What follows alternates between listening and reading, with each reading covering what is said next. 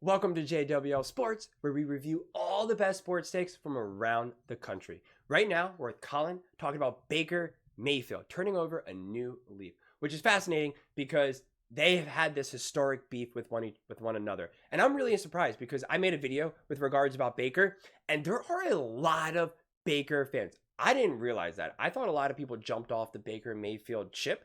I personally was turned off by Baker Mayfield. That was just me. I didn't like his personality. I thought his commercials were great, and I thought that was fun, but I didn't like his combative nature. I didn't like that he called out, the physical therapy staff. I've been injured a lot playing sports, and I have gotten deeply involved with my physical therapist and that staff, and they work hard. They work so hard, and they only make so much money, and they don't get any fame or recognition outside of maybe like a couple of them. And so when he did that, I was like, dude, what the heck? Like, are you serious right now? These guys work so hard, and especially when they're working with professional athletes, like they're sacrificing a lot more because they're not just being an average Joe physical therapist working a 9 to 5. Like they're working crazy hours or traveling. They're making a lot of sacrifice for themselves. So I really didn't like that. So a lot of things that Baker Mayfield did, I don't like these big in your face personalities. I did when I was younger. Nowadays, I really love like a more Jalen Hurts, Patrick Mahomes. I don't even love Joe Burrow's whole Joe Cool, smoking the cigars, got the hairdo. Like that's just not me personally at this point. So Baker Mayfield, I was never a huge fan of, and but I am happy that he's had success because it is nice to see someone face adversity and kind of overcome that. And I think he has been humbled. I think he's grown and matured. And I think I think a lot of the issues that Baker had, you can't necessarily even fully blame him because of the way how his career mapped out.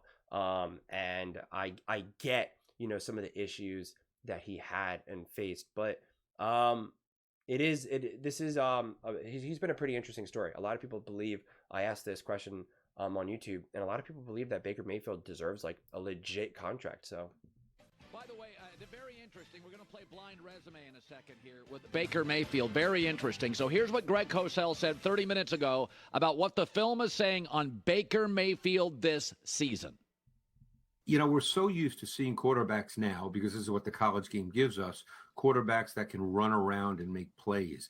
And I think we lose sight of how difficult it is to snap after snap, drop back, read it out correctly, hit your back foot, be decisive, and throw the ball to the right receiver at the right time with the right kind of throw. We've kind of lost that that's what quarterback play is. And by the way, that's hard to do. And Baker has certainly been doing that over the last 5-6 weeks. And he's looked very comfortable, very easy. He's incredibly decisive. Okay, so we're going to play blind resume, J-Mac. Are you ready to go? So this is what Baker Mayfield, I don't know what this is. I don't know what these are. So this is Baker Mayfield's numbers for our radio audience. 8 wins, 7 losses, 64% completion percentage, Trevor Lawrence, 26 touchdown, 8 picks, 96 passer rating. So in the blind resume, you don't know who's on the right. So the player on the right, the quarterback on the right has a worse record, slightly lower passer rating. Ready to go? Who is it? I don't know. Tom Brady 2 years ago. I guess that math doesn't make sense. What was it? It was his last season, or just last season. Okay. So Brady is better than Brady in 2022. Let's go to the next one. Let's do the next blind resume. So this quarterback has basically the same record, slightly lower passer rating, but about the same level. So it's probably going to be somebody that's really good. Yeah. So let's guess who this is for the radio audience. Oh, come on. Matt Stafford this season, who is slinging it, baby. That's pretty impressive. I mean, come on. Some of the numbers guys are saying Matt Stafford should be in the MVP discussion. That's how good he's been. According to, in our radio audience, Baker's numbers this year are slightly higher than Matt Stafford's. Well, they're in line across the board. Okay. Which is... And by the way, Stafford has McVay. Baker's got a defensive coach. Listen, I love and hate this game simultaneously. Okay, let's do the next one. Yeah, this one, I don't know. So this next quarterback has fewer big pass plays and way more giveaways. This has got to be Mahomes, right? I'm going to guess Josh Allen. What is it? Baker Dak against Prescott. Josh Allen. Come on, get the hell out of here. Get out. Well, I knew the minute they said giveaways. So Baker's giving the ball away less and has more big pass plays and a higher passer rating than Josh Allen. Now, we didn't add a lot of the Josh Allen's mobility, running, and rush yards. They were eliminated, which is sort of about 30% of his game. Do we have another one? I think the staff is lobbying for like extra Christmas presents. This is okay. So this Baker blind resume. This guy's got a clearly higher completion percentage, much lower passer rating. Everything else, total touchdowns, interceptions, about the same. That's Who's Mahomes. this? There it is. It's Mahomes. You knew that was coming. Now, Mahomes doesn't have Mike Evans. That's kind of a factor. But Mahomes has Andy Reid and Travis Kelce. I said yesterday. I don't think the takeaway Baker is having as good of a season as Mahomes here. I think it's Mahomes is having a really, really down year. Well, I would just say, let's do one more. Baker blind resume. So this quarterback has a slightly higher passer rating and completion, and is throwing for about 25 yards more a game. This quarterback's having a better year than Baker, but it's inches, not feet. Jalen Hurts? No. Oh, gee. Lamar Jackson. Show me Lamar Again, Jackson. It should be noted, we're not adding for Josh Allen or Lamar the run. So, okay, so that's the thing. I want to know, I would love to know, do any of those quarterbacks that they just did this blind resume with, okay, let's take Tom Brady out of 2022 because that's irrelevant. That doesn't even make sense, honestly. But would any of you pick Baker Mayfield over any of those quarterbacks? He did a blind resume against Matthew Stafford, against Lamar Jackson, obviously, Patrick Mahomes, Josh Allen. Would you truly pick Baker Mayfield over any of those QBs? I would love to hear that. If you would, please let me know in the comments below because I want to talk to you. And to me, what this really proves is how important the eye test is and how statistics can be deceiving. Because right now you look at this and you say, and right, this isn't taken into consideration Lamar's like running and stuff like that, but there's just no way that you would say Baker Mayfield is better than Lamar Jackson, is better than Josh Allen, is better than Patrick Mahomes, right? You would just never say that. Even if you were just looking at this season and we had no preconceived notions and everybody was a rookie right now starting their first year, all those quarterbacks that you're watching, right? If you watch Matthew Stafford, Josh Allen, Patrick Mahomes, Lamar Jackson, Baker Mayfield, if you just looked at watch the games, right? You wouldn't leave those games thinking Baker Mayfield is better than all of them. You would rank Baker Mayfield at the bottom because you would look at Matthew Stafford and say, wow, does that guy control an offense and does that guy have an arm, right? You would look at Patrick Mahomes and say, wow. And again, he's having a down year, but you would be like, wow, oh my God, look at some of the things Patrick Mahomes is doing. Then you would look at Lamar and be like, oh my God, this guy has such escapability. Look what he's doing. He can win in any situation. Josh Allen, you're like, wow, that guy can throw, he can run. He's doing everything. And then you would look at Baker and you would say, wow, he's a pretty good quarterback. But you wouldn't be like, wow, can you imagine? Look at the throws he's making. Look at his escapability. Look at this. Look at that. You would say, yeah, he's a pretty good quarterback. Minimizing his mistakes, making some pretty good throws. And then you would leave it at that. And so to me, that's why an eye test matters. But this is what's interesting. Because these other quarterbacks have such higher peaks than Baker Mayfield. But if we look at it on a graph, okay, so if Baker Mayfield just kind of just chills around like this, right, he might technically have more area above the curve, where you're actually getting more production out of him. With these other quarterbacks who are maybe going a little bit higher or a lot bit higher, but then their lows can be also bigger. It might end up being like, because, right, they can reach such high levels, but then they also reach such low levels that you're just like, okay, so what ends up being, better, right? It's like kind of saying, I'm going to get $1 a day, but on some days I'm going to lose 50 cents. Other days I'm going to make, compared to someone else who other days I'm going to make $100 in a day, but then another day I might lose $100. So over a long enough period of time, who ends up having more money? And that's where, that's why you kind of look at stats and over a long term.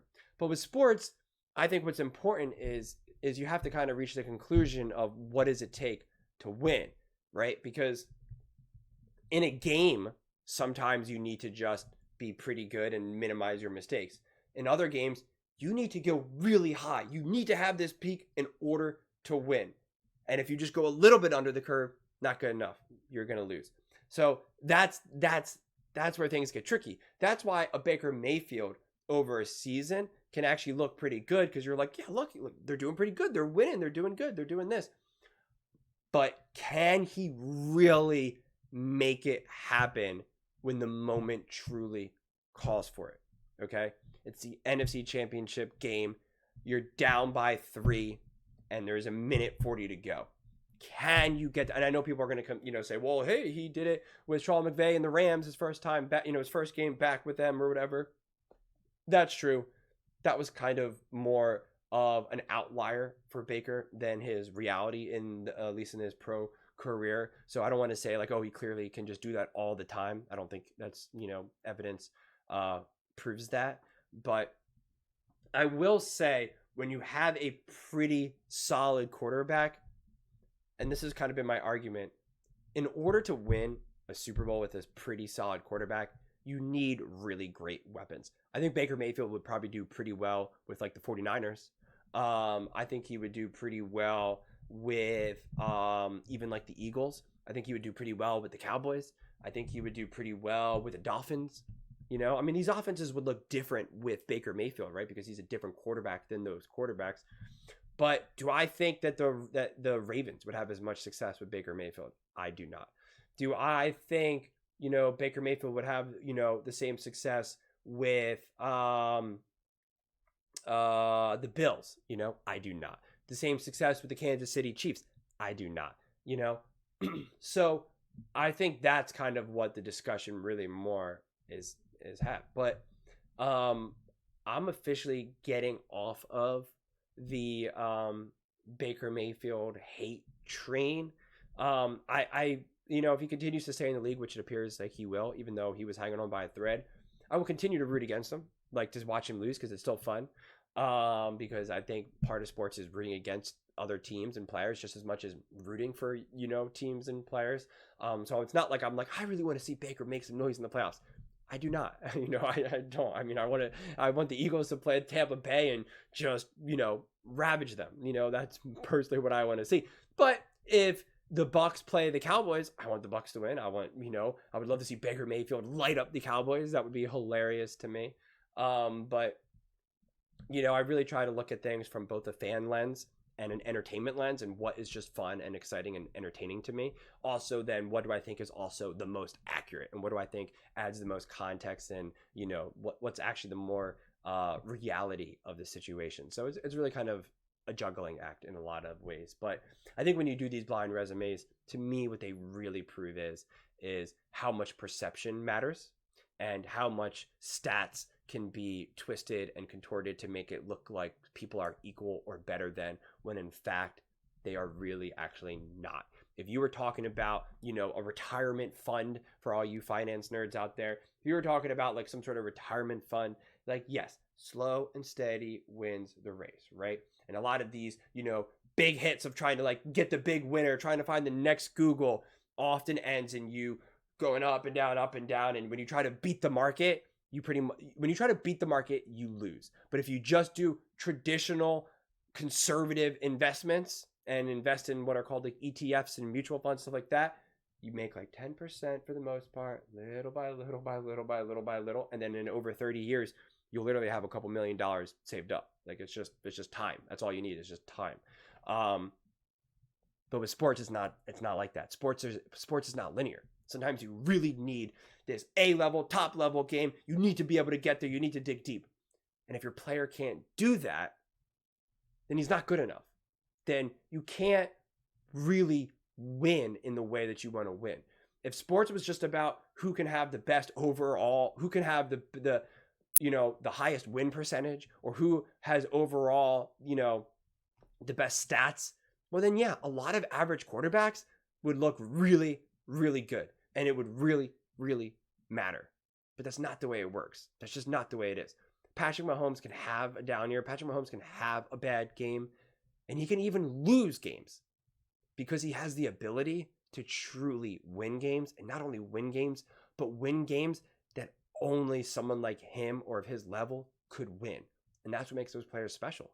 Having that ability, having that skill set, having that talent, and having the actual resume of doing it. And that's what was my argument before about who's an elite quarterback, and why I said Brock Purdy is not elite. I think Brock Purdy maybe one day could be technically, but he's not elite because he hasn't done it yet. Patrick Mahomes wasn't elite until he's did what he has done.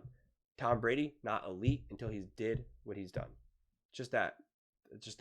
So I think, Baker, it's an interesting story. It's a fun story, but in no way would I pick Baker Mayfield over any of those quarterbacks.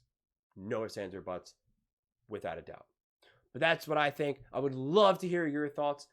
What do you guys think about Baker Mayfield? What do you think about this story? Would you take Baker Mayfield over any of those quarterbacks listed? I would like, put in the comments below and save out some like random scrub quarterbacks, but any popular top name quarterbacks, top 10, top 15, let me know if you would pick Baker Mayfield over them. I want to know, would you pick Baker Mayfield over Tua? Would you rather have Baker over Hurts, Dak, like any of these other quarterbacks?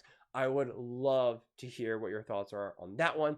Please don't forget to like this video. It really helps with the algorithm and helps with visibility. And please subscribe. Join this community. You get a ton of engagement here. I read every single comment. We're building an awesome community here, and I would absolutely love to see you